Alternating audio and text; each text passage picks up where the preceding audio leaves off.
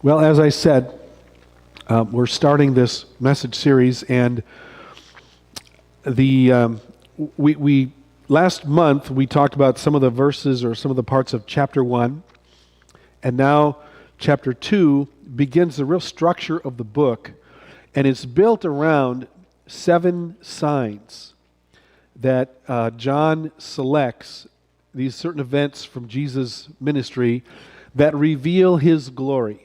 And then, so that brings us through about chapter 12, and then from chapter 12 onward, the second part of the book is basically his last words to the disciples, and then his death and resurrection, that sort of thing. But so these 7 signs reveal his glory. Now, glory means, maybe in the best way to say in today's language, something that is awesome.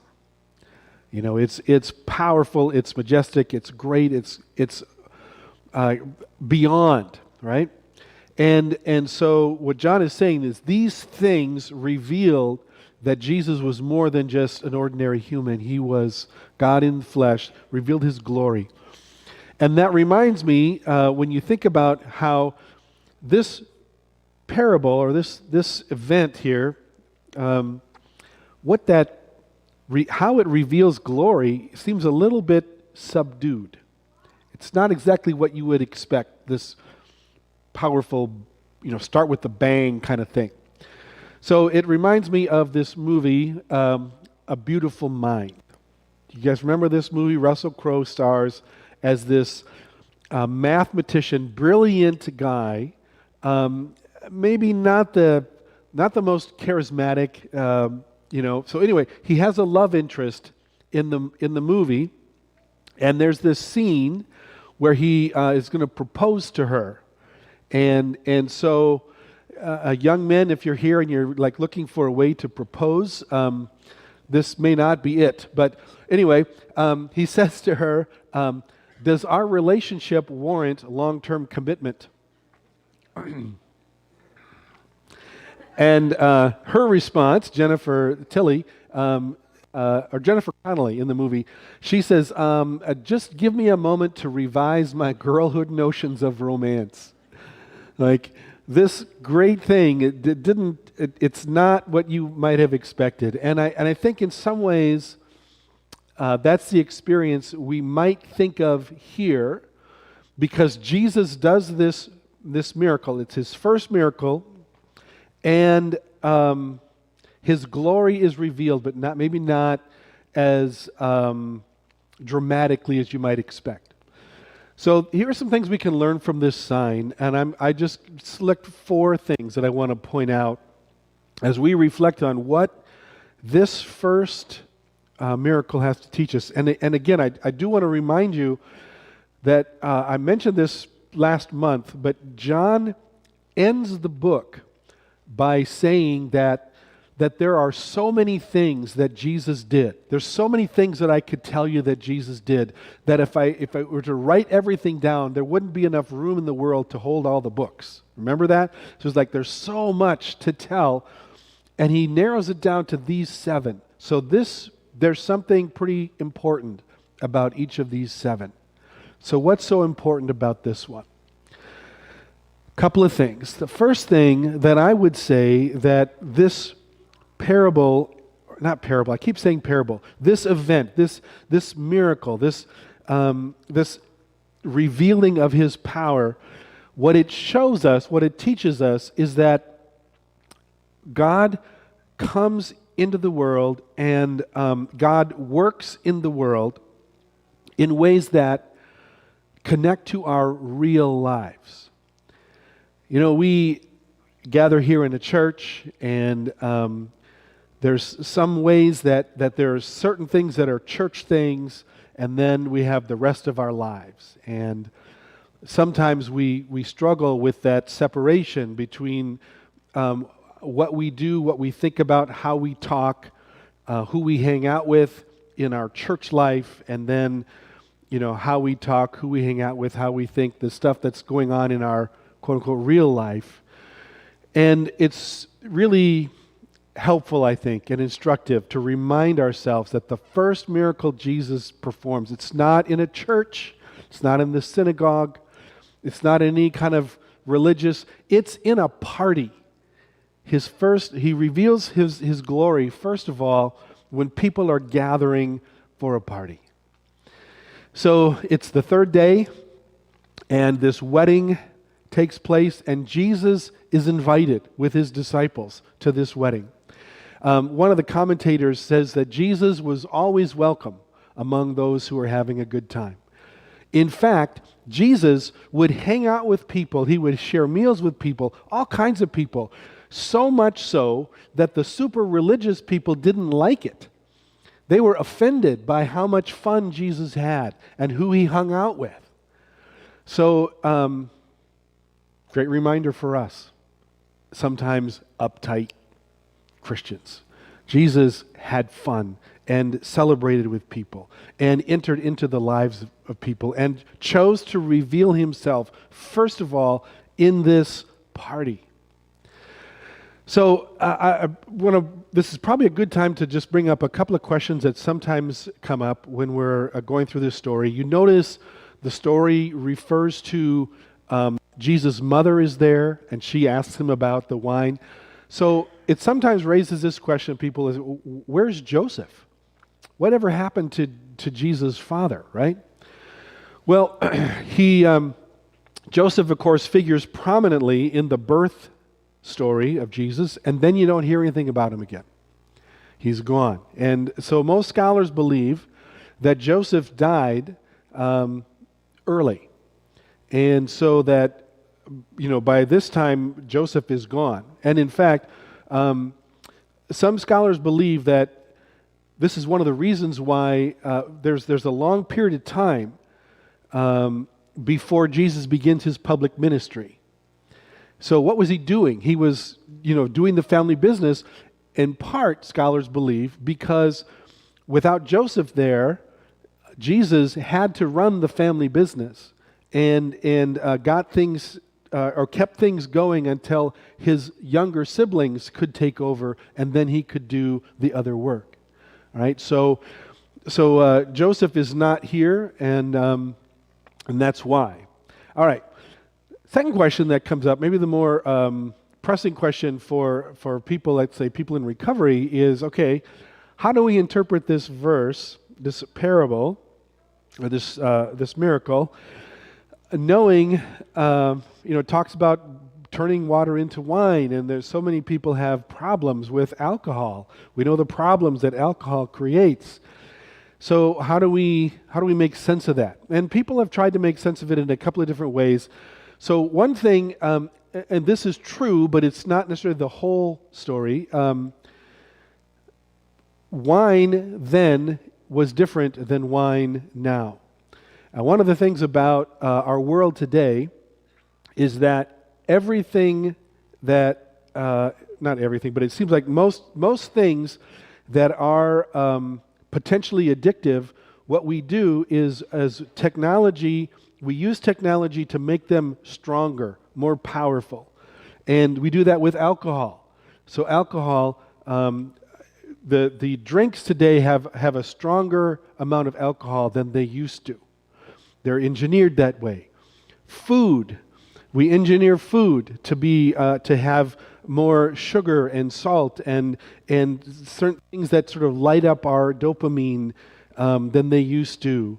We do this with technology. We do this with all other, the drugs, the illegal drugs are basically natural things that are tweaked with technology to make them more and more addictive. That's how our world runs. And so back in the day, the wine that people would have to celebrate is a little bit different than the wine we have today. Some of you would say it would probably be like about half or a third of the strength of the wine that we have today. Now, with all that said, they still drank too much. It's not the complete answer, right? Even in this story, he says, the people, the guy says, wow, people normally bring out the wine after people have had a lot to drink. And Paul says, don't be drunk with wine. instead be filled with the Holy Spirit. That was a problem back even then. So maybe a different way to think about it was this was the culture. This is how they lived. And what Jesus is doing really is he's entering into that world and solving a problem. Because it's hard for us to imagine this or to appreciate the power of this, but for someone to have a party like this in that time and to not have all the things in place would be a great social failure.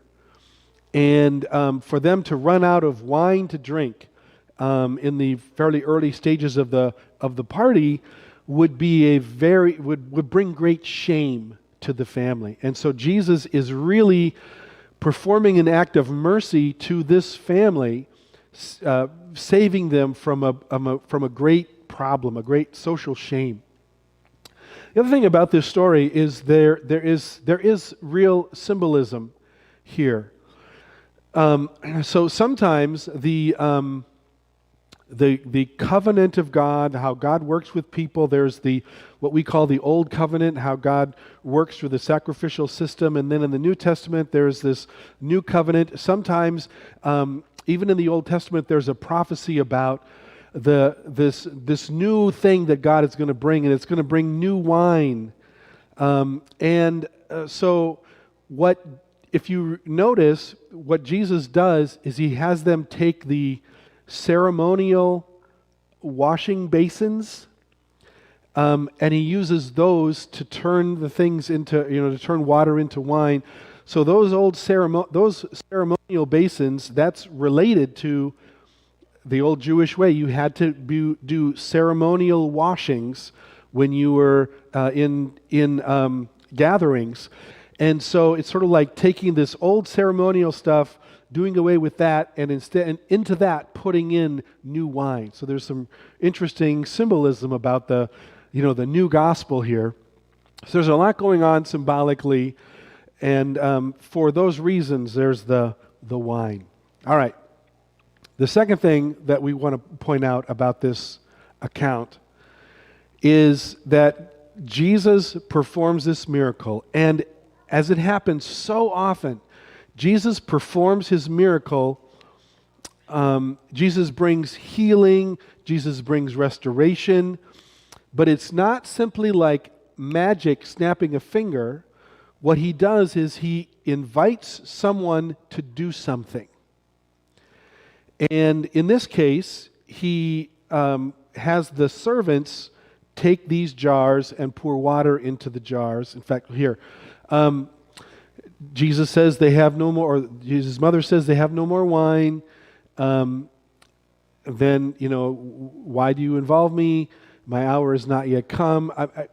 Obviously Jesus knew what his mom was wanting him to do at that point.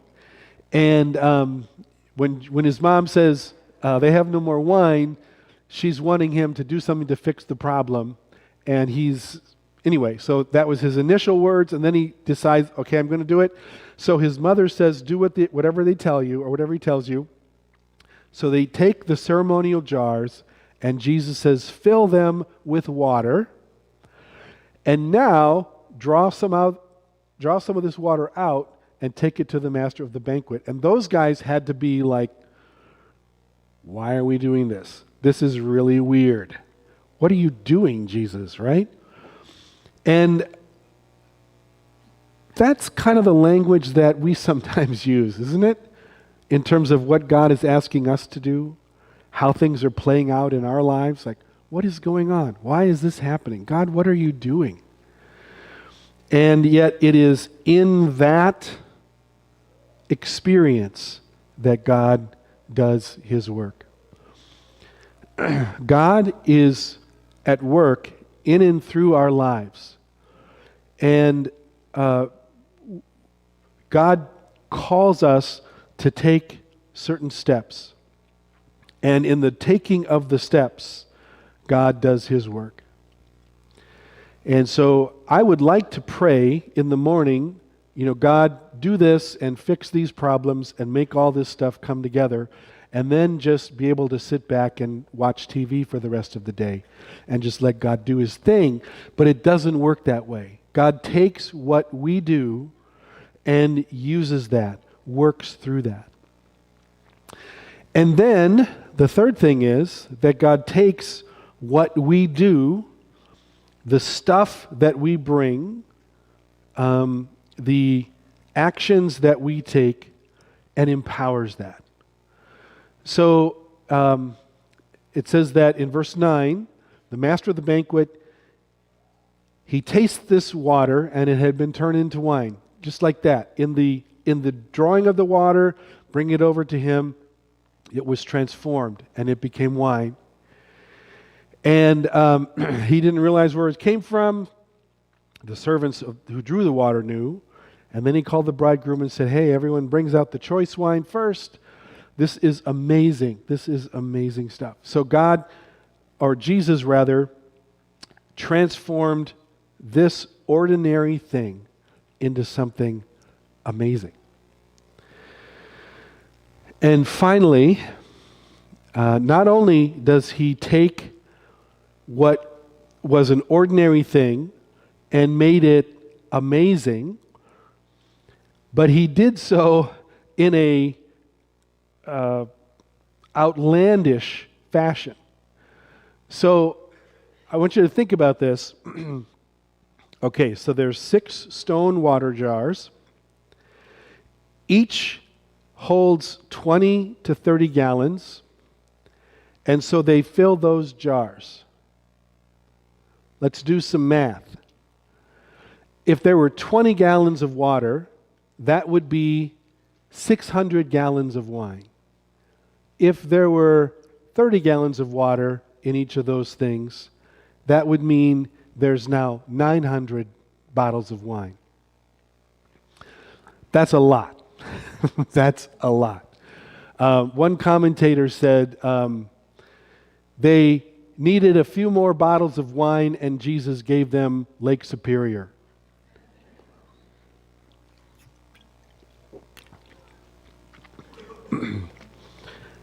One of the challenges that we sometimes have is that our horizon is too small, our faith is too small, and our problems seem too big. And it's so helpful to remember every now and then, to be reminded, and maybe that's why God brought you here today, is to be reminded that God owns it all. God runs it all. And there's nothing, there's no problem, there's no issue that is too hard. No concern that's too grave, no problem that's too big for God. The Apostle Paul in Ephesians, he's closing this with this expression of praise, and he has this saying that's just helpful to keep reminding ourselves of. He offers this praise to God, to him who is able to do far more abundantly than we could ask or even think, than we could ask, some translations say, than all we could ask or even imagine. That's what God can do. And so I just want to invite you as we close here, whatever's going on in your life, whatever need there might be in your life, to just remember that the God of the universe, the God who, takes water and turns it into bottles and bottles of wine, the God who can transform any situation, that God is at work in your life. And so what is he calling you to do?